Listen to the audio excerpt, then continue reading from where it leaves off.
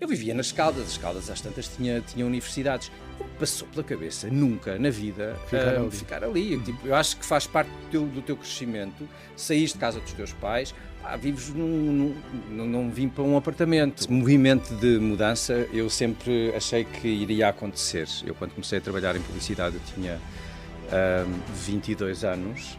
E eu lembro-me de, pouco tempo depois de ter começado, pensei assim, eu não vou fazer isto a minha vida toda, porque aquilo que é o topo de carreira não me interessa nada. Aproveitei para fazer 2 workshops em 2 escolas que me tinham aconselhado em Madrid e depois eu entrei nas 2.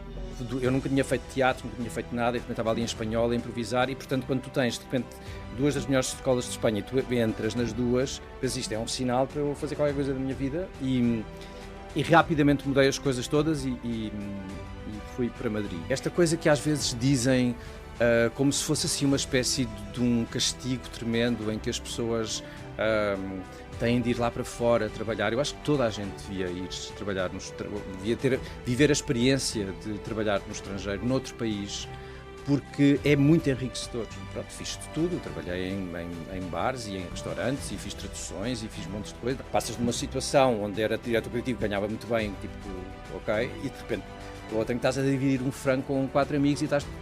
É outra vida. Ela ligou-me, olha, estamos a apontar aqui uma série que se chama Conta-me Como Foi, que é uma versão portuguesa de uma série que tu deves conhecer, eu conhecia, toda a gente conhece o Conta-me Como Passou, que é o original, o espanhol. E ela perguntou se eu podia vir a Portugal fazer um casting para um papel. E eu fiz e fui apresentar e escolheram-me e eu achei que era um sinal. Depois eu acho interessante também haver uma defesa da bondade e da normalidade e do Mr. Nice Guy. Não me chateia nada. Acho que depois consigo, com outros papéis, nomeadamente os papéis do humor, desconstruir um bocadinho isso. E é um trabalho que eu tenho tentado fazer sobre mim próprio, que é não estar a comparar, por exemplo, o sucesso da minha carreira com o percurso de outra carreira de outro ator qualquer. Uhum. Hoje em dia até esta coisa, não sei o quê, já fizeste uma série para a Netflix, já fizeste isto, já fizeste aquilo. E às tantas nós entramos nesta loucura, estás a ver? E entramos a fazer não sei quantas self-tapes e mais não sei o quê, e tentar. E eu acho que tudo chega ao seu tempo. A esperança atrás do muro. Um podcast de André Filipe Oliveira. Olá, neste episódio vamos falar sobre mudanças. Afinal, nunca é tarde para abraçarmos os sonhos. Trago alguém que, no auge do sucesso profissional, decidiu deixar tudo para trás e arriscar uma nova vida. O que se pensa, o que é imprescindível, além da coragem. Reflexões que vou querer ouvir por parte do meu convidado. É alguém que soma personagens de sucesso no pequeno ecrã e fora dele. É no teatro que se cumpre e pensa sobre o mundo. Num momento particularmente sensível, onde reina a polarização, é que nos devemos fazer ouvir. Enfim, tantas questões para os próximos minutos de conversa com o meu convidado, o ator Filipe Vargas. Bem-vindo. Olá, obrigado pelo convite. O gosto é meu e estou mesmo muito feliz que tenha aceitado este convite para falarmos sobre mudanças. Que é um tópico que tenho falado em algumas entrevistas, mas se calhar não tão explorado e que eu acho que pode traduzir em muitas mensagens para quem nos estiver a ouvir, que muitas vezes sente-se perdido num não lugar, e falo isto no ramo profissional, obviamente, e esse pode ser um motor de força para essa mudança. No caso do Filipe, trabalhava em publicidade. Sim. E mudou tudo. Foi aos 32 anos, não é? Foi aos 32, sim. Eu, por acaso, esse movimento de mudança, eu sempre achei que iria acontecer. Eu, quando comecei a trabalhar em publicidade, eu tinha 22 anos e comecei a trabalhar, eu acho que o primeiro trabalho foi na área comercial, eu tinha acabado o curso de marketing e publicidade, e tinha sido a primeira oportunidade para entrar numa agência de publicidade, era na área comercial, mas eu não queria de toda a área comercial, queria a área criativa, e depois consegui fazê-lo, e depois fiz toda uma carreira na área criativa, e lembro-me na altura de ter olhado para aquilo que seria mais ou menos o topo da carreira, ou seja, quando as pessoas chegavam a diretores criativos, que deixavam aquilo que eu achava mais interessante, como na área, no departamento criativo. Portanto, eu era copywriter, e os copywriters, para quem não sabe, pronto, é mais fácil explicar, é como um anúncio, não é? Tem a parte visual e a parte de texto, não é? Há uma pessoa que se ocupa mais da parte visual e outra pessoa que se ocupa mais da parte de texto. Eu ocupava mais da parte de texto, mas a ideia do anúncio é sempre desenvolvida por estas duas pessoas, que se chama uma dupla criativa. E esse trabalho de pesquisa, de tentar encontrar uma nova forma de vender um determinado produto ou serviço, e por causa disso tu tens de fazer muita pesquisa e tens de estar muito alerta a tudo o que acontece a nível de tudo, de moda, cinema, televisão. Assim, a publicidade era bastante mais, acho eu, adulta do que é hoje em dia. E então essa parte da criatividade era aquilo que eu sempre achei mais interessante. E comecei a perceber que as pessoas, à medida que iam evoluindo na sua carreira, ou seja, à medida que começavam a ter um papel mais importante na hierarquia, a parte divertida da criatividade acabavam por nem sequer a fazer, passavam o tempo todo em reuniões e em coisas muito chatas. E eu lembro-me de, pouco tempo depois de ter começado, pensei assim, eu não vou fazer isto a minha vida toda, porque aquilo que é o topo de carreira não me interessa nada. Como o percurso que era expectável já... Eu, olhando para aquilo que poderia ser a minha vida daqui a 15 anos, eu não achei aquilo interessante. E então pensei assim, depois é de me preocupar na altura, por enquanto vou tentar fazer isto e divertir-me. E diverti-me muito durante muitos anos, e é uma área super interessante, conheci pessoas incríveis, fiz trabalhos muito giros. É um trabalho de equipa, e isso é muito bom para nós. Quando tu acabas um curso e quando vais para o mercado de trabalho, a melhor forma de aprender é fazendo e fazendo com os outros, não é? E a publicidade é mesmo um trabalho de equipa. Isso também é uma coisa que depois, quando começas a trabalhar como ator, é exatamente a mesma coisa. Não há cá trabalhos solitários, sozinhos, não é o grande herói. E por causa disso, de ser um trabalho de equipa em que nós trabalhamos com pessoas de áreas multidisciplinares, foram quase 10 anos de uma experiência que eu guardo com muito carinho e que me serviu depois, mais tarde, para algumas coisas. Lá vamos. Agora, quando eu cheguei aos 30 anos, que eu achava que ia fazer a minha mudança de vida mais ou menos aos 30 anos, não fazia ideia do que é que queria fazer. Havia um vazio, não é? Havia uma ideia de querer mudar. Ou seja, eu tinha percebido que aquilo que eu achei aos 22 já estava a acontecer. Ou seja, de facto, eu já estava a começar a ser, pronto, para trabalho de diretor criativo, portanto, aquilo já estava a começar a ter assim, um papel um bocadinho mais institucional, que eu não... Na altura, eu acho que as pessoas depois têm a ver com também o seu nível de maturidade. Na altura não me interessava. Eu tinha 30 anos. Não me apetecia muito tempo em reuniões, nem em grandes coisas. Aquilo era era um trabalho mais divertido e eu era muito miúdo, portanto, não me estava nada a ver que crescer nesse campo. E comecei a pensar o que é que poderia ser. E a primeira coisa que me ocorreu foi que eventualmente poderia trabalhar na área do turismo, mas nunca pensei cá em Portugal. Então fiz uma viagem, eu já tinha ido à Índia, mas voltei à Índia, mas com outra perspectiva. Fui para Goa e andei a ver assim umas coisas, depois fui para lá para cima, para o Rajastão. E na ideia, porque eu conhecia alguns portugueses que tinham turismos por aí, em Bali, etc. Em Bali ainda estavam a começar, mas na Índia já havia muitos. E como eu já tinha estado na Índia e como gostava muito daquela zona e gosto muito daquele estilo de vida, pensei que poderia ser uma coisa interessante para mim. Pensei que houvesse ali alguma coisa que me abrisse assim os olhos para um caminho, mas eu percebi que eu gosto de estar ali de férias e não me estava a imaginar toda uma epopeia de construir ali uma vida e um hotel ou o que fosse. E depois fiquei mais um ano a trabalhar e depois achei que eventualmente havia uma coisa que eu também já tinha feito, que era voluntariado, e resolvi pesquisar um bocadinho mais o que era o voluntariado. Portanto, isto era, quando eu digo pesquisar, era tipo utilizando as férias que eu tinha, que são os 22 dias úteis mais uns fins de semana. E no segundo ano eu fui ver toda a parte de como é que era o trabalho de trabalhar, como é que era o trabalho de fazer voluntariado, mas de uma forma mais consistente. Então fui voluntário numa missão em Moçambique, e depois aproveitei para conhecer vários sítios em Moçambique, onde trabalhavam voluntários e pessoas que vinham da ONU e que trabalhavam com as aldeias, não sei o quê, tipo, há uma data de Faziam esse trabalho de organizações apoio. e ver como é que, se isso era um trabalho interessante que eu gostaria de fazer.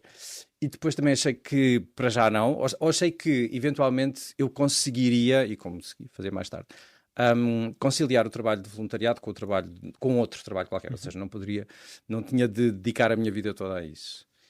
E depois, a certa altura, fiquei assim um bocadinho perdido, assim, agora não sei mesmo o que é que hei de fazer, e havia sempre uma espécie de um grilo falante que me dizia, tipo, tenta ator, sempre gostaste disso, sempre foi uma coisa que não era constante, mas volta e meia eu lembro de ir ao teatro e imaginar-me a fazer, gostava de estar a fazer aquilo. Porque consumia o teatro, era espectador Sim, assíduo. sim, sim. E acontecia muito mais em teatro até do que em cinema ou televisão. Porque era ali uma experiência mais direta e conseguia sentir ali uma energia com a qual eu me identificava e gostava imenso de experimentar isto, gostava imenso de estar a representar aquele papel. Mas isso já acontecia mais novo ou foi amadurecendo Eu também sempre com o fui tempo? muito palhaço e a fazer muitos teatros, mas pronto, é uma coisa que é da minha personalidade. Eu nunca pensei fazer isto. Aliás, isto não é a minha profissão, é ser palhaço. Não, com todo o respeito pelos palhaços. Mas há uma questão que tem a ver com uma certa curiosidade em meter-se na pele do outro. Isso também é uma coisa que, depois, se tu quiseres ver a coisa de uma forma um bocadinho mais abrangente, tu tens o impulso de fazer voluntariado porque tens essa empatia de te pôr na pele do outro.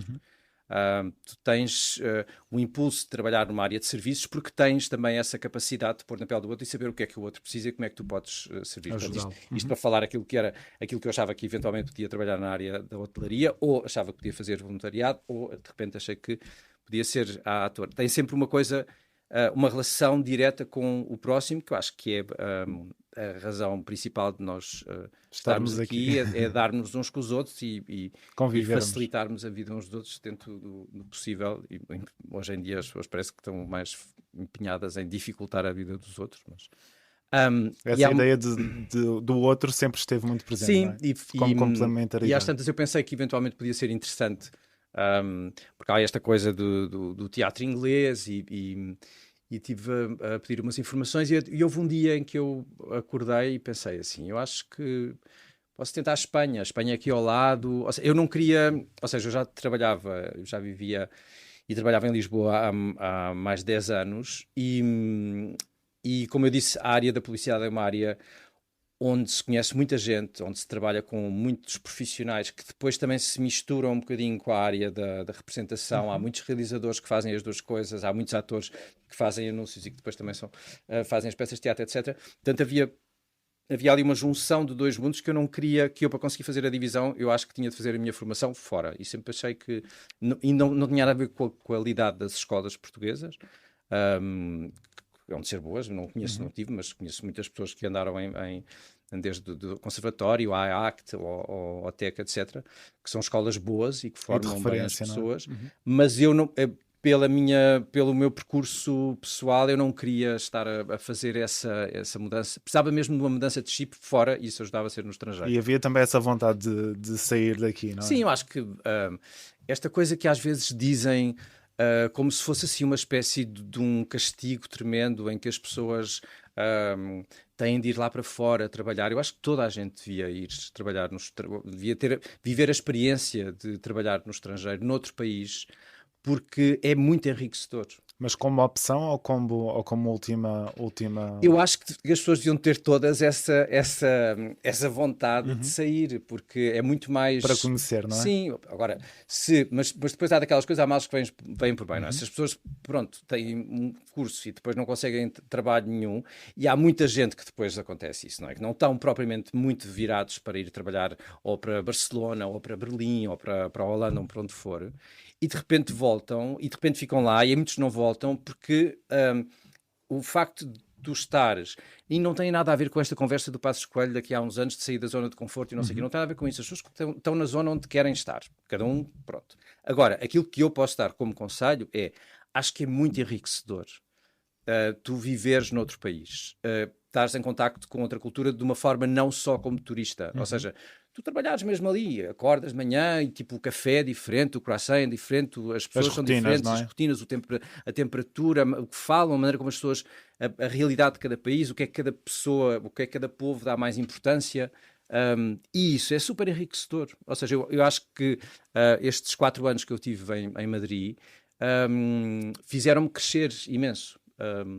E isso daí não acho que seja de todo uma espécie de uma sina ou de um triste fado que as pessoas que tiram os cursos hoje em dia, de repente, agora tenho de estar para o estrangeiro. Ainda bem, vão, façam. E a maior parte das vezes eu acho que pode ser uma boa experiência, não é? Nós não estamos a falar ainda por cima, atenção, não estamos a falar de uma imigração que pode ter.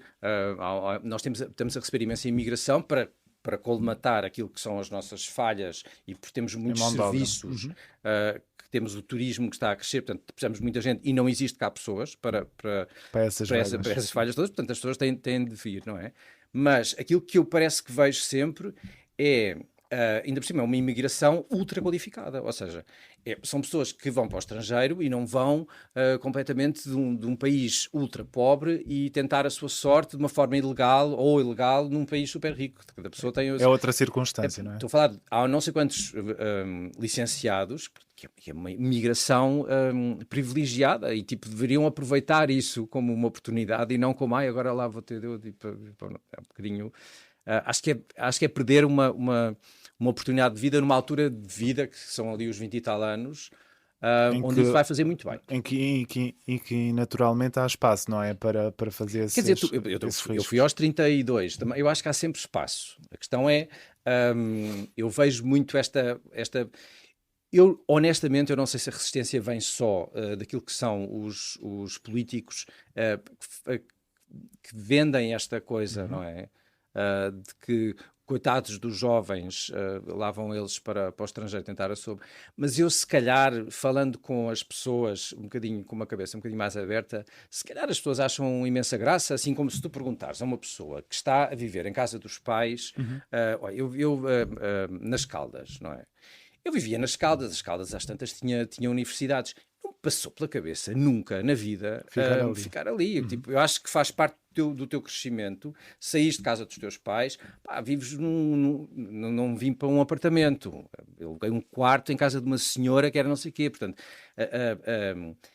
essa forma dessa economia que tu fazes, não é? Quer dizer, não tens de ser rico para sair de casa dos teus pais, tens esta coisa de alugas um quarto. Eu sei que a realidade hoje em dia é completamente bastante diferente. Mas há sempre, ou seja, a partir do momento em que tu queres sair de casa dos teus pais para cresceres um bocado como pessoa, também, pronto, já agora dás o passo a seguir e se calhar saltas a fronteira e vais para outro sítio. Aquilo que eu acho que está a acontecer hoje em dia é porque há uma crise tão grande e porque as pessoas não têm dinheiro para nada e porque os ordenados portugueses são baixíssimos, há uma espécie de... como há uma dependência excessiva dos pais até bastante tarde, não é? Há sempre, como é evidente, por exemplo, eu quando fui ver para o estrangeiro, eu fui com as minhas poupanças. Mas eu fui estudar, eu não fui trabalhar. Portanto, as pessoas forem trabalhar, portanto, vão ganhar o seu dinheiro. Mas há aqui uma coisa que eu acho que tem a ver, que é, já o curso é uma carga enorme para os pais. E o alojamento, e os transportes, e os livros, e essas coisas todas, que às tantas é natural que os próprios estudantes queiram, tipo, acabar o curso e começar logo a trabalhar. Encontrarem-se o mais depressa possível. E, não é? pronto, e deixarem de ser essa carga para cima dos pais. Eu acho que também pode haver muito disso. Mas, pronto, em podendo, acho que as pessoas deveriam arriscar. Eu falei aqui em coragem como um motor de mudança, mas nem sempre passa por aí, não é? Pode haver essa curiosidade que falou, sim, mas pode haver outras circunstâncias. O que é preciso mesmo para quem não está feliz num sítio? Não era necessariamente o caso, tinha que ver com o querer fazer mais, não é? Sim. O que acha que pode ser essencial para uma mudança, além desta curiosidade e talvez desta força que passa pela coragem? Eu acho que é preciso teres um bocadinho uma definição mais ou menos clara daquilo que tu queres fazer, exatamente. Pronto. Apesar de eu fui, quando fui para Madrid, nessas férias em que eu resolvi aproveitar as férias desse ano, aproveitei para fazer 2 workshops em 2 escolas que me tinham aconselhado em Madrid. E depois eu entrei nas 2. Um, e pronto, eu nunca tinha feito teatro, nunca tinha feito nada, e de repente estava ali em espanhol a improvisar, e portanto quando tu tens de repente 2 das melhores escolas de Espanha e tu entras nas 2, pensas, isto é um sinal para eu fazer qualquer coisa da minha vida, e rapidamente mudei as coisas todas e fui para Madrid. Eu acho que tem de haver uma espécie, tu tens de acreditar em ti, de alguma maneira. Um, eu antes de saber os resultados da escola, eu já tinha fechado a casa já tinha saído da casa que eu estava a alugar e já tinha posto umas coisas em casa de uma amiga minha. Não sei o que é que aconteceria se eu não tivesse sido aceito em nenhuma das escolas. Ia acontecer, porque ia eu acontecer. meti na cabeça, tipo, claro que eu depois, entretanto, vou já poupando dinheiro. E às tantas isso de facto aconteceu. E as provas foram em setembro e em outubro já estava a viver em Madrid. E eu acho que tem de haver um bocadinho de inconsciência que tu tens de fazer. Há coisas que tu podes, ou seja, eu quando fiz este salto, eu consegui fazer este salto, porque a escola também não era muito cara, porque eu tinha algum dinheiro, porque eu trabalhava há 10 anos, não é? Numa área que ainda por cima se ganha bem, que era a publicidade, havia uma estrutura, mas essa estrutura deixou de existir a certa altura, e eu, pronto, fiz de tudo, trabalhei em bares e em restaurantes, e fiz traduções, e fiz montes de coisas, dava aulas de português a tipo a empresas espanholas que vinham abrir sucursais cá em Portugal. Ou seja, divides pizzas. Eu trabalho, passas de uma situação onde era diretor criativo, ganhava muito bem, tipo, ok, e de repente para outra em que estás a dividir um frango com 4 amigos e é outra vida. Eu acho que se tu acreditas e se tu estás a viver aquilo exatamente que tu estavas a achar que era, e aquilo que foram uns anos extraordinários, aí tu não te importas de abdicar determinados luxos e determinadas... Havia um lifestyle que eu estava habituado que deixei de ter, por simplesmente, acabou. Já a pensar naquele que seria o objetivo final, que era a conclusão desse curso e quiçá... Não, quer dizer, eu deixei de ter esse coisa porque eu não tinha dinheiro. Então, basicamente, tinha de poupar aquilo que... Às vezes o meu dinheiro acabou, o que eu tinha poupado. E depois, pronto, comecei a ter de produzir mais riqueza, entre aspas. E pronto, e fui começando a ter outros trabalhos para alimentar aquilo. O primeiro, ou seja, o meu primeiro embate com Madrid foi bom porque eu não tive eu tive o tempo todo, como tinha algum dinheiro de parte, para estar ali um ano onde eu só me tinha a preocupar com aprender aquilo que eu estava a aprender e aprender uma nova língua, e eu fiz não sei quantos workshops além do curso que eu estava a tirar, porque no primeiro ano não há aulas todos os dias, portanto eu tinha muito tempo livre e queria aproveitar esse tempo livre com outra coisa, porque eu não tinha tempo. Também tem a ver com uma coisa, é tu começares um curso com 18 anos, outra coisa é começares um curso com 32. Tu não queres estar ali a perder muito tempo com apresentações, queres já um bocadinho ver o que é que se passa ali. E esse primeiro ano e tal foi muito importante, mas às tantas deixas de ser só assim um estante privilegiado para ser como os outros todos e dividir a casa e aquelas coisas todas, e isso foi uma situação que durou até há uns anos. Mas já a pensar naquele que seria o objetivo final, vou querer fazer isto daqui a X tempo, ou estou aqui X anos. Isto estava em mente? Eu não sabia o que é que ia acontecer quando estava em Madrid, ou seja, eu gostei muito do curso, o curso era muito, muito, muito bom, de facto. Então... É um curso que tem para mim serviu. Tu em todas as áreas, ou em muitas áreas, tu tens diferentes técnicas, ou diferentes escolas, não é? Mesmo um filósofo pode ter uma escola assim, uma escola assada. Mesmo os médicos têm uma forma diferente de desempenhar a sua profissão, e os atores também têm, há métodos. Há um método mais do Stanislavski, há outra coisa do Strasberg, assim, há escolas. Umas mais com uma carga mais psicológica, outra com um teor mais técnico, e aquela escola, como eu também estava a fazer uma mudança de cabeça, tinha um método inspirado no Stanislavski, que tinha muito a ver com tu trabalhares com as tuas próprias ferramentas emocionais, e isso foi ouro sobre azul. Ou seja, se eu tivesse ido para uma escola, se calhar mais técnica, a alteração e a metamorfose não tinha sido tão satisfatória. mas como aquilo nos obrigava a todos, pensar. E era uma turma bastante variada, tipo, havia desde pessoas com 18 anos até pessoas com 40.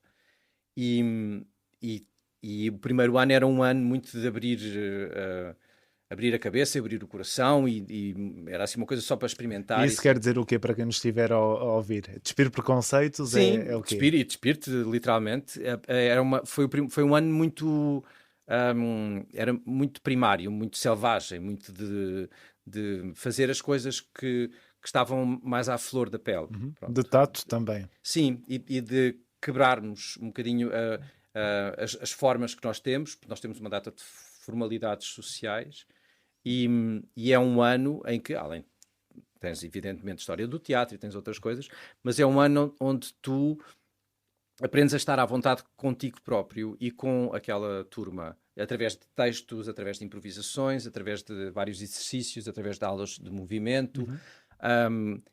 E depois o segundo ano é um ano que geralmente é o ano em que toda a gente desiste, porque depois desse shot de adrenalina, que é o primeiro ano em que de repente é assim uma coisa,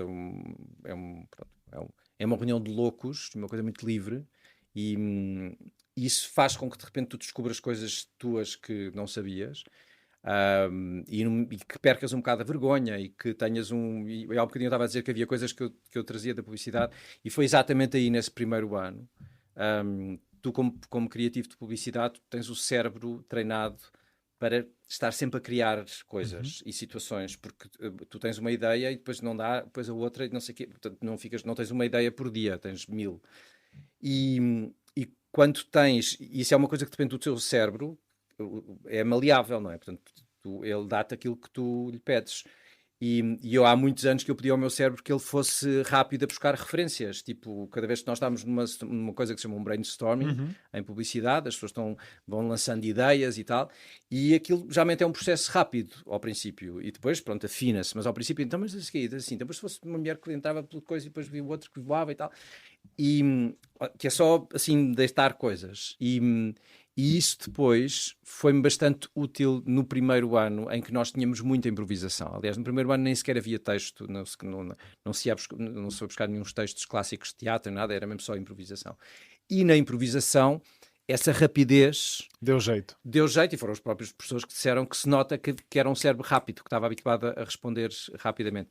E isso fez com que eu também me divertisse mais. Ou seja, eu não estava... aquilo era mesmo...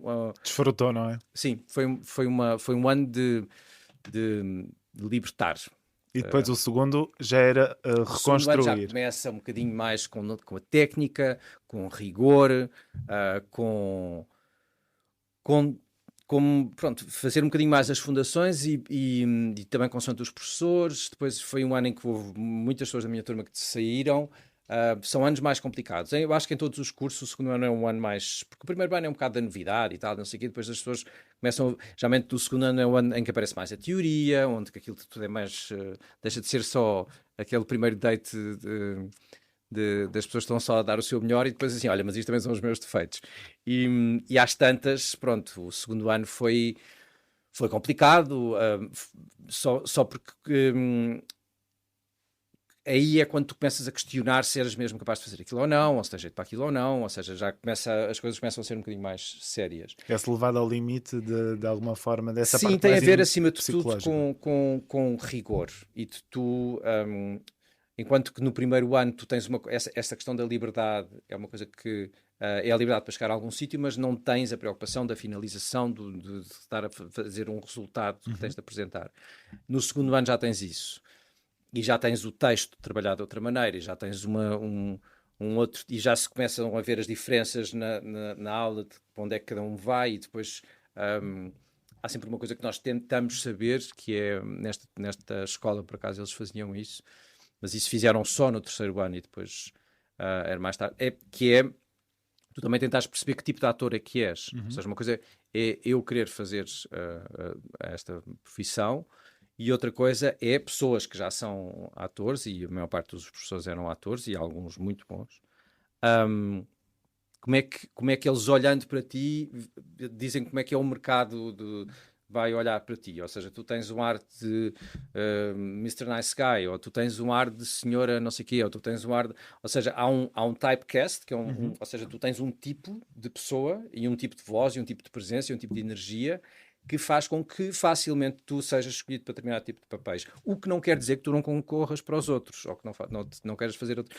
Mas isso é bom, teres alguém com um olhar profissional que olhe para ti e diga assim, tu é muito natural que vás fazer por aqui este percurso, ou que comeces por aí. Pronto. E assim, o que é que lhe calhou nessa avaliação ou nessa... Uma coisa que eu já fiz várias vezes e que eu gosto imenso de fazer, que é o nice guy, o pai de família, ou a pessoa que não tem assim grandes... Nunca fiz de vilão, assim, uma...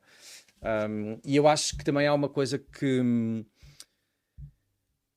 Eu gosto muito do humor e gosto muito de representar de uma forma digna as pessoas que são geralmente consideradas um bocado chatas no universo da ficção, que tem a ver com sei lá, por exemplo, havia uma novela que eu fiz que era o Quero é Viver, não, o Quero Destino, Quero é Viver, baralho-me com as duas, Quero Destino, em que eram não sei quantos irmãos, eram pai 4 ou 5 irmãos, e eu era aquele irmão que tipo que estava tudo bem, estás a ver? O outro era muito mau, o outro era não sei o quê, o outro era isto, um era psicopata, o outro era enganava a mulher.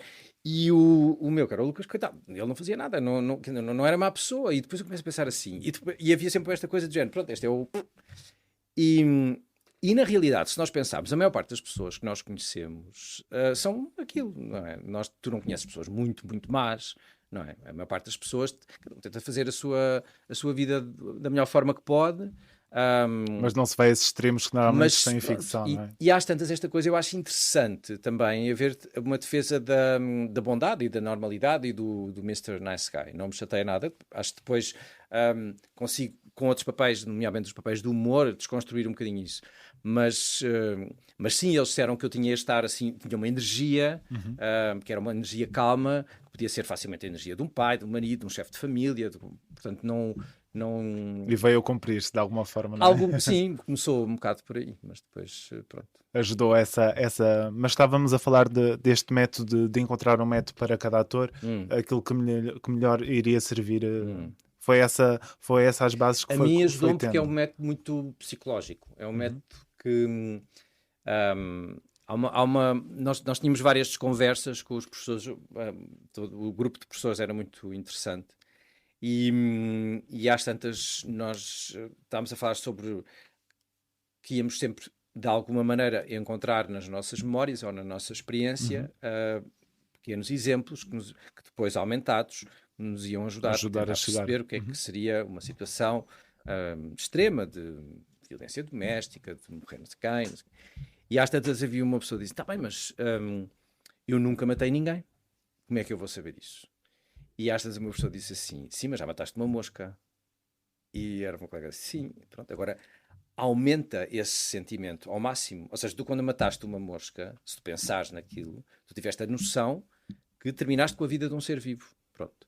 Agora, trabalha nessa coisa. É? O que é isso, terminar? Tipo, havia um antes e um depois da tua ação. Havia uma mosca a voar, tu bateste-lhe e por causa de tu lhe teres batido, ela deixou de viver.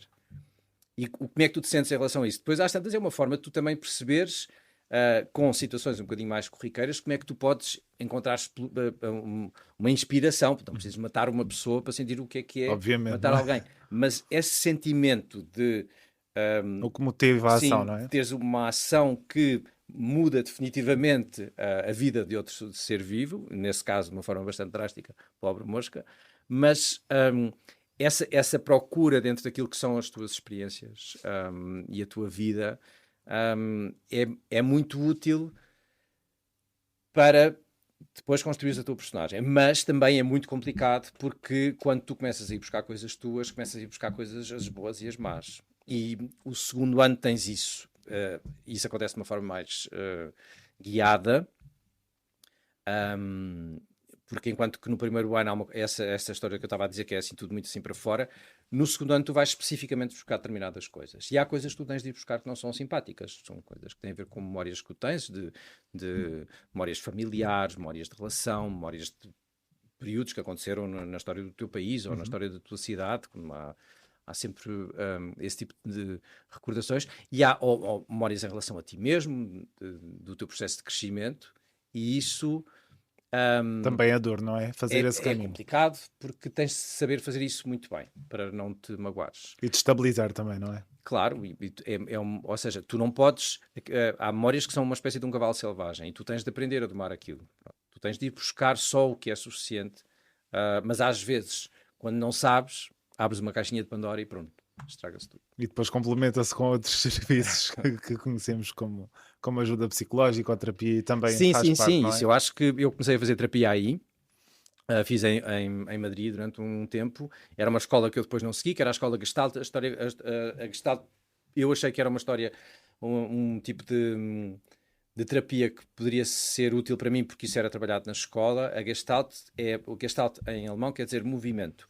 E o princípio é muito interessante para mim, que é nós, quando falamos, temos uma linguagem corporal que muitas vezes é inconsciente. Ou seja, inconsciente, e faço isto.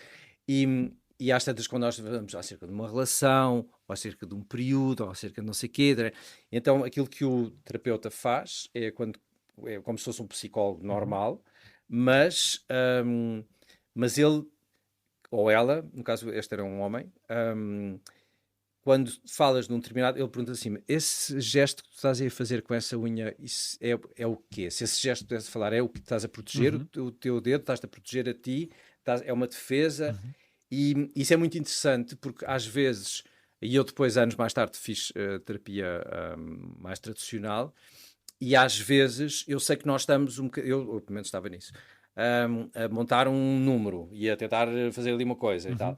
E quando alguém nos fala de um gesto que tu não tiveste a noção que fizeste, de uma coisa que foi em forma inconsciente, isso desarma-te um bocadinho e obriga-te a falar de uma coisa que tu não estavas à espera de falar. Pronto. E eu achei interessante como escola, mas depois... mas pronto, depois cá em Portugal também não tinha nada dessa, não vi ninguém de Gestalt e pronto, é uma questão de aconselho-te um terapeuta e depois vais a e depois às tantas encontras alguém interessante e ficas com essa pessoa. E faz o match, não é? Esse curso durou os 4 anos que esteve em Madrid? 3 anos e depois havia era 3 anos e depois havia um último ano que era um ano mais prático, ou seja, o último ano era basicamente montar uma peça de teatro. Pronto. E eu já na altura estava com 35 e estava nas dúvidas se ficava em Madrid, se continuava o curso, se vinha para Portugal e não sei o quê. E aconteceu, eu tinha conhecido a Patrícia Vasconcelos, que é uma diretora de casting portuguesa, e ela foi uma coincidência, nós conhecemos nas vésperas de eu ir para Madrid viver, já tinha feito as provas e já sabia que ia para a Corácia, ela conhecia a escola, aliás tinha uma espécie de um acordo a ACT em Lisboa com o estúdio Juan Carlos Coraça em Madrid, para trocar assim professores e fazer workshops e tal. Portanto, ela conhecia bem a escola e disse: olha, vai-me dizendo o que estás a fazer. E às tantas, ela ligou-me: olha, estamos a montar aqui uma série que se chama Conta-me Como Foi, que é uma versão portuguesa de uma série que tu deves conhecer. Eu conhecia, toda a gente conhece o Conta-me Como Passou, que é o original espanhol, que ainda dura, acho eu. Esse sucesso de longevidade, não é? Sim. E ela perguntou se eu podia vir a Portugal fazer um casting para um papel, e pronto. E eu fiz, e foi apresentado, e escolheram-me, e eu achei que era um sinal, pronto. Foi a primeira série que me falaram quando eu cheguei a Madrid. Tipo, mesmo pessoas, a primeira casa que eu estava a dividir disse: olha, tens de ver esta série que mesmo para ti, para aprender espanhol é bom, porque não é... Às vezes na televisão falam uma coisa assim muito rápida e tal, e isto aqui, como é uma coisa de época, sendo não é uma época do século XIX, é uma época dos anos 60, mas pode ser interessante para ti.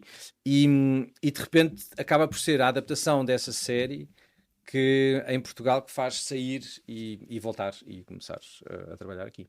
E que balanço faz desta carreira? Obviamente que é uma pergunta muito resumida, não sei se já fez tudo aquilo que gostava de ter feito, espero que não é? É bom sinal que há esse espaço para reinventar, mas que balanço faz destes anos? E já foram muitos, Conta-me Como Foi, 2007, sim, sensivelmente, se não estou... estou a trabalhar para aí há 17 anos como ator. E continuamente, não é? Sim, eu acho Muito que, continuamente. eu acho que até agora hum, há sempre coisas que nós gostávamos de fazer mais. Mas eu lembro perfeitamente quando eu comecei a trabalhar, hum, eu comecei pelo Conta-me e depois comecei a fazer muito cinema e fazia só séries e cinema, era o que me estava a aparecer. Estava depois com uma grande vontade de fazer teatro e na altura lembro que as novelas me pareciam uma coisa muito difícil, porque acho que uma novela para conseguires fazer bem ou não tens experiência nenhuma e porque o ritmo é tão grande ou faz aquilo por instinto, ou se já tens uma certa experiência, tens de ter ali umas técnicas para controlar aquilo, porque senão, pronto, Porque é violento, não é? Sai do são corpo. muitas horas, são muitos dias e é muito intenso. E então eu durante 5 ou 6 anos nunca tinha feito novelas, fiz sempre cinema e televisão, mas outro tipo de televisão, mais séries. E depois fui fazer uma novela na altura que eu achei que era certa. E foi um papel que eu gostei muito de fazer, que era o Mariano, que era assim mesmo um totó, que era bibliotecário e assim um nerd, que foi uma boa entrada para uma coisa que eu também queria fazer, que era o humor. E depois fiz durante vários anos novelas e sempre com vontade de... Tinha feito uma peça de teatro, interessante, sempre uma vontade de viver a experiência de teatro de uma forma um bocadinho mais contundente. Depois, pronto, tive essa coisa das novelas, correu bem, até a última que era... Agora sim, era o que era viver. Era aquilo mesmo. E depois... e depois de alguma maneira comecei a fazer uma peça de teatro atrás de outra peça de teatro, atrás de outra peça de teatro, e estou a fazer, há 2 anos estou praticamente só a fazer teatro. E terminou há pouquíssimo tempo outro projeto de teatro, sim, não é? Sim. E eu estava a precisar disso, porque eu não acho que seja assim, se calhar não aprendo muito rápido, ou se calhar preciso ter ali um bocadinho mais de tempo para apanhar tudo. Eu acho que há um nível da minha intuição que me permite captar os sinais muito rapidamente de tudo, mas depois para a coisa se ficar mesmo no meu corpo como experiência, eu preciso de mais tempo. Para entrar Sim, naquela... e precisei de esta coisa de tu teres de facto, o teatro tem um outro ritmo. Tu ensaias... Isso faz a diferença depois no trabalho, não? No resultado do trabalho. Sim, é um outro outro meio, registro. é outro registro. Depois o facto de teres todos os dias o público ali é outra experiência. E se tivesse só feito aquilo, toque e foge, ou se tivesse feito teatro, como a primeira peça que eu fiz, que estava a fazer novela ao mesmo tempo, eu acho que dizia assim: eu quero estar a fazer só teatro, só, e não estar a fazer mais nada, e fazer tipo uma peça e depois outra e depois outra. Pronto, já está. Agora não sei o que é que vai acontecer. Mas ter essa dinâmica às vezes pode ser complicada, não é? De conciliar os dois. Sim, eu não acho boa ideia. É bastante violento só uma. Sim. Em complementaridade pode... Eu acho que às tantas só andas a apagar fogos. Pronto. E já me aconteceu 2 vezes fazer isso. Porque se perde esse olhar crítico da reflexão que é necessária para o trabalho. Acabas sempre por te adaptar e fazer as coisas de uma o forma melhor que se consegue. Mas tem a ver com qualidade de vida, que é uma coisa que eu prezo muito. E tem priorizado cada vez mais. Sim. Eu acho que todos nós apanhámos foi assim um wake-up call e um susto quando foi a história da pandemia. Desacelerou. E eu acho que o mundo tem de desacelerar, de uma maneira geral. Acho que esta coisa sempre das pessoas quererem ir tipo, mais longe e mais coisa, e toda a gente quer ter... Eu vejo estes TikTokers todos e estes YouTubers assim todos no Dubai com Lamborghinis, miúdos de 30 anos, e assim, para quê? É indiferente. E volta e meia, a quantidade de TikTokers que se suicida é gigante, porque às tantas, aquilo é um nível de exigência e dos miúdos todos que têm esta coisa da imagem, de querer para ser uma coisa. Há esta coisa de ser mais e mais e mais, quando depois às tantas não acabas por não desfrutar nada daquilo que tu estás a receber. E quando tu te comparas com alguém, é tipo... O prazer ou a felicidade acaba quando a comparação começa. Pronto, isto é uma coisa, é uma lapalice, mas é verdade. Eu posso estar muito feliz com uma coisa e depois de repente, se me aparece alguém, começa a falar ou começa a olhar para outra coisa, já olho de volta assim, mas aquilo... Já saímos da nossa rota, injusto, não é? É injusto para aquilo que tu estás a viver, é injusto para o teu projeto que estás a fazer, é injusto para a tua vida, é injusto para as pessoas que estão a viver contigo. Mas saiu da rota ou esse é um olhar crítico que faz perante algo que vê ou vai vendo? Não, eu acho que é muito fácil, e é um trabalho que eu tenho tentado fazer sobre mim próprio, que é não estar a comparar, por exemplo, o sucesso da minha carreira com o percurso de outra carreira de outro ator qualquer, não é? Hoje em dia até esta coisa, não sei o quê, já fizeste uma série para a Netflix, já fizeste isto, já fizeste aquilo. E às tantas nós entramos nesta loucura, estás a ver? E entramos a fazer não sei quantas self-tapes e mais não sei o quê, e tentar. E eu acho que tudo chega ao seu tempo. Mas esta tranquilidade que eu tenho também vem do facto de... eu tenho 52 anos, eu não tenho 32. Mas tem a ver com a idade ou também Eu esse acho que tem a ver reconhecimento do tem a valor ver que tem? com aquilo que eu já vivi. E eu já sei várias coisas. Primeiro, não é por tu te preocupares demasiado com uma coisa que essa coisa se vai resolver.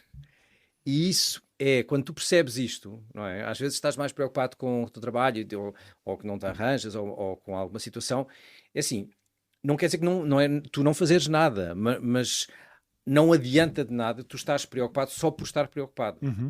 Se a tua preocupação é uma preocupação ativa e te faz fazer algumas coisas, ok, ótimo, podes resolver o problema. Agora, aquela coisa da ansiedade e do stress e só por ser isso, só por uma questão de preocupação e tal, isso não leva a lado nenhum. Só desgasta, não é? Sim. Esse olhar crítico, essa reflexão que tem, vem desse período da pandemia que estava a falar, com essa vontade de desacelerar. Eu acho que como aconteceu tanta coisa e eu acho que o mundo mudou mesmo. Acho que vamos tendo cada vez essa noção de uma forma mais clara, mas também só passaram 4 anos, praticamente.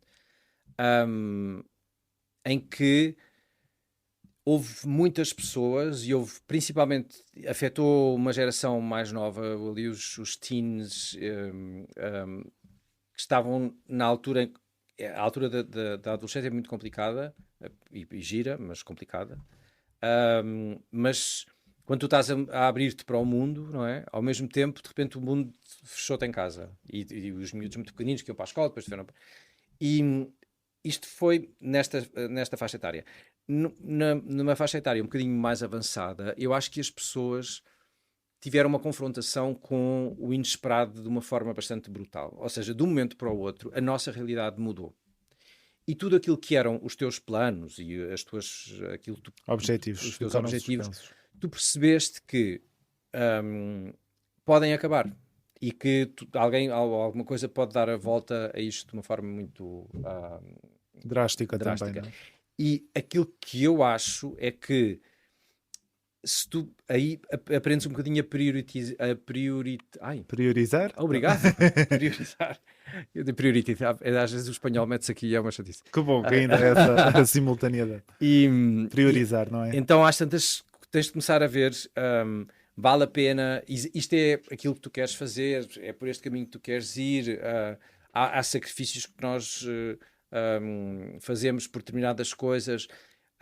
Nomeadamente, eu acho que as pessoas como foram confrontadas, eu acho que foi terrível, e houve muita gente que morreu, e vamos lá ver como é que isto... Houve muita gente que entrou em depressões profundas, o consumo de álcool e de drogas... As vidas mudaram, não é? Aumentou porque aconteceu uma coisa que nós temos de estar preparados para que possa acontecer a qualquer altura. É que tu seres confrontado contigo próprio. Pronto. E às tantas, as pessoas estavam em casa e não tinham mais nada que fazer senão olhar para elas próprias e para a sua namorada, ou para o seu namorado, ou para os seus filhos. E de repente houve muitas pessoas que perceberam: eu não gosto nada disto, não gosto de estar aqui, não gosto desta pessoa, ou quando estou sozinhas, eu não gosto desta pessoa que está aqui, eu não gosto desta vida, eu não gosto disto. E isto aconteceu com muita gente.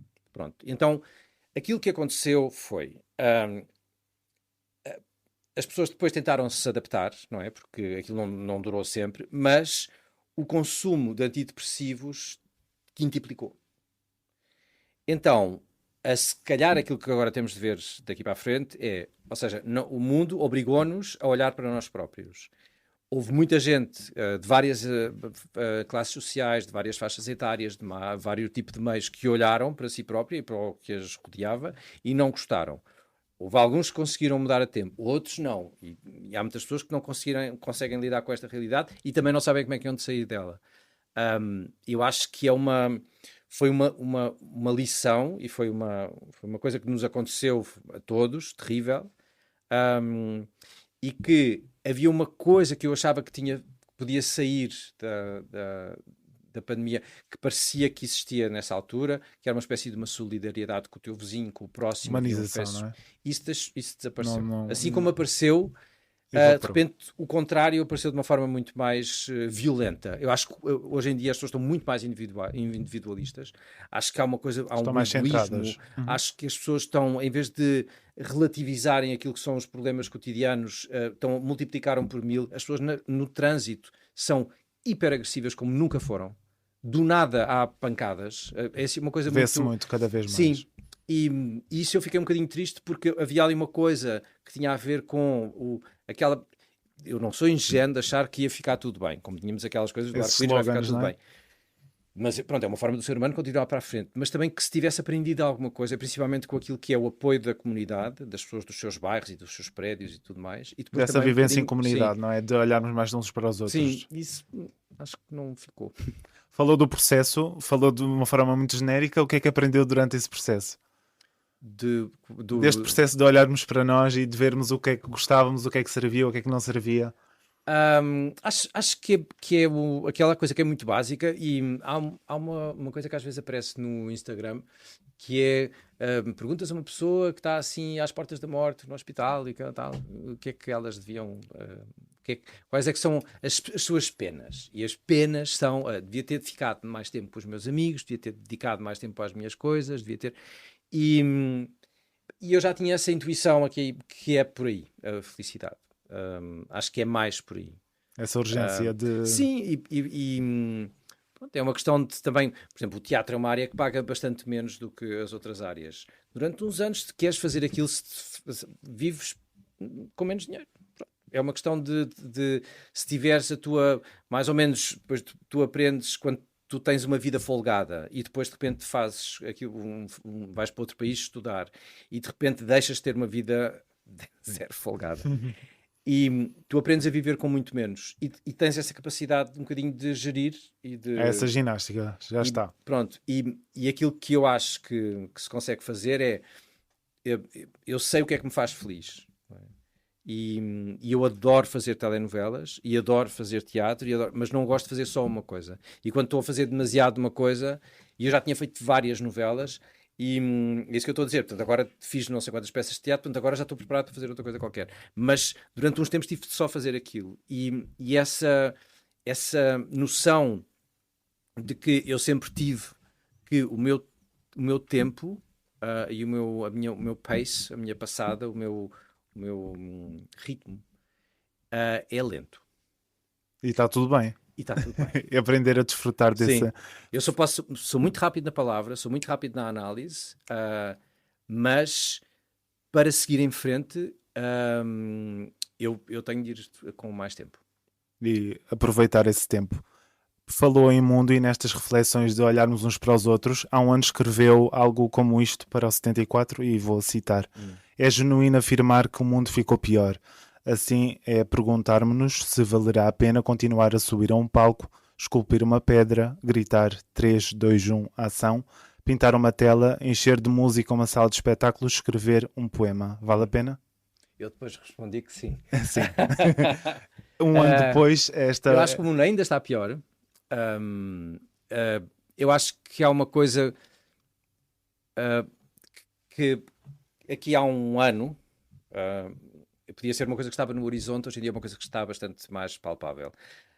Aconteceu nestes últimos tempos, eu li a notícia ontem ou anteontem, que a Suécia e etc. já estavam a distribuir panfletos de preparação de guerra para a população. Ou seja, são países que estão muito ali ao lado da Rússia, portanto e hoje que o Sr. Putin disse que fez lá uma alteração numa lei em que permitia usar armas nucleares. Há 2 dias o Sr. Biden disse que os ucranianos podiam enviar mísseis americanos de solo ucraniano para a Rússia. Ou seja, esta situação é objetivamente pior do que há um ano atrás, ou seja, a proximidade da guerra generalizada e não só ali naquela zona está mais próximo, mais real. A maneira como o mundo tem olhado e com a maneira como depois cada um fala de si, mas Portugal tem-se portado pessimamente em relação à história do conflito Israelo-Palestino. Portugal já tinha de ter reconhecido a Palestina como país, como fez Espanha, e a única coisa que ouvimos, tanto do Montenegro como do Marcelo, é que não é a altura, enfim. Eu acho que essa desculpabilização do horror, e acho que o facto de nós estarmos tão habituados, isso é que eu acho que é aquilo que para mim é o grande medo, que é nós ficarmos dormentes em relação a isto que está a acontecer. A normalização perante a normalização do mal, a normalização da dor do outro, e eu acho que cada vez se está a aproximar uma coisa no horizonte, que é tu tanto normalizaste e tanto ficaste dormente em relação a isto tudo que está a acontecer, que não reagiste e vais ter de ser obrigado a reagir porque eventualmente vai acontecer uma guerra. E aí não tens como ficar dormente. Aí vais ter mesmo de reagir e salvar a tua vida. Acho que sim, acho que vale sempre a pena. Vale sempre a pena nós fazermos aquilo que gostamos. Vale sempre a pena. Acho que é uma bênção quando tu tens uma profissão que está muito alinhada com a tua forma de ser ou com uma vocação. Portanto, seja uma cozinheira, seja um médico, seja um jornalista, seja um ator, seja o que for. É muito bom quando as pessoas, aquilo que fazem, sejam as profissões mais simples ou as profissões mais complicadas, com maior ou menor formação, quando há uma identificação e quando as pessoas se sentem muito felizes, isso já é meio caminho andado. Eu tive a sorte de fazer isto, tu, pelo visto, também tens. Portanto, vale sempre a pena, quando mais não seja para contribuir um bocadinho para o bem-estar geral. Agora, acho que temos de ser mais ativos e mais políticos e não dá para ficar sem postura e sem posição perante situações que são, evidentemente, isto é uma bola que vai crescendo, não é? E hoje em dia, tu tens sempre as pessoas que são mais pessimistas, as pessoas que são mais otimistas, as pessoas que estão ali no meio. E, em relação a essa coisa que eu tinha escrito no ano passado, objetivamente, no ano passado estava muito pior do que há 2 anos atrás. Uhum. E hoje, objetivamente, está muito pior do que estava. Ou seja, até quando é que isto vai ficar pior? E tem a ficar pior é uma coisa que nós já achávamos que estava resolvido, não é? Era tipo, nós olhamos para os anos do nazismo e assim, como é que foi possível acontecer aqueles genocídios? Está a acontecer o genocídio e ninguém está a fazer nada. Como é que é possível nós, de repente, termos na nossa cabeça, de repente, já há informação sobre como viver em guerra na Europa, nos países de Suécia, etc. E que depois vai... Ou seja, há uma toda a questão dos novos racismos, da homofobia, de uma data de coisas que eu achava que já estavam resolvidas, o direito ao aborto. Outro dia eu ouvia Cristas a dizer um disparate tão grande, a comparar as touradas, que daqui a uns anos as pessoas iam achar que as pessoas fazerem aborto era tão escandaloso, e um nome ainda pior, como que ela comparou o aborto e as touradas. Ou seja, as pessoas perderam a cabeça. Uhum. E isso é uma coisa que eu achava que já estava arrumado. E quando tu vês esta demonização dos imigrantes, esta coisa que é tudo mentira, ainda por cima os dados, não há ligação direta entre uma coisa e imigrantes e a criminalidade. E isso tudo, aquilo que tu vês por isso é importante tu teres boa informação, é importante tu teres também a metáfora a funcionar na ficção, no teatro, em que o teatro surgiu na Grécia como uma forma de psicanálise, uma forma de autoanálise. Ou seja, as pessoas viam-se também. Viam situações do cotidiano e que tinham a ver com coisas familiares ou políticas e tal, não sei o quê, e depois viam, que engraçado, isto é tipo aquilo que acontece. E como havia uma espécie de elas saíam delas próprias e viam o que estava a acontecer no palco, aí é a magia do cinema, do teatro, da televisão, da ficção, é quando tu consegues ver. Ter esse poder de nos mostrar. E tem o poder também de mover, e muitas vezes esta coisa para as causas, os atores são chamados e há peças que são mais políticas ou filmes que são mais políticos, tem a ver com isso, porque a ficção tem essa capacidade, assim como tem o jornalismo, de mover as pessoas. E alertar, não é? Mas as pessoas têm de se mover, porque estão a acontecer atropelos e estão a ser a caminho que já estava desbravado, que está a ser reconquistado pela ignorância. E nós aí vale mais do que a pena. Hoje em dia é absolutamente necessário fazer esse trabalho. Sim. E a decência ainda vale muito a pena, não é? Claro. Valerá sempre. Chegámos aqui ao fim do nosso tempo, já excedendo aqui o tempo que lhe prometi, mas gostava de o ouvir a refletir sobre o nome do podcast, A Esperança Atrás do Muro, e pronto, deixar esse tempo. Eu acho que os muros há vários tipos de muros. Não há? Nós próprios construímos muros com as nossas inseguranças e fragilidades e traumas e medos, e esses muros, juntamente com os muros que os outros nos colocam por invejas, por má formação, por concorrência, não sei, e depois os muros que o mundo tem, que tem a ver com outras coisas mais macroeconómicas e que tem a ver com as guerras comerciais. Ou seja, nós naturalmente temos sempre muros à nossa frente. Pronto. E a única forma de termos... A esperança é uma espécie de visão raio-x do super-homem que permite não estar a ultrapassar o muro, porque os muros vão sempre estar ali. E não vale a pena dar a ideia que nós vamos estar sempre a destruir. Mas temos a capacidade de ver que há coisas depois daquele muro. Não é preciso destruir os muros todos, porque uma realidade perfeita não existe. Mas temos essa capacidade, a esperança dá-nos essa capacidade de ver um horizonte através daqueles tijolos todos. Carlos Berechas, muito obrigado. Obrigado eu por este convite, gostei muito da conversa.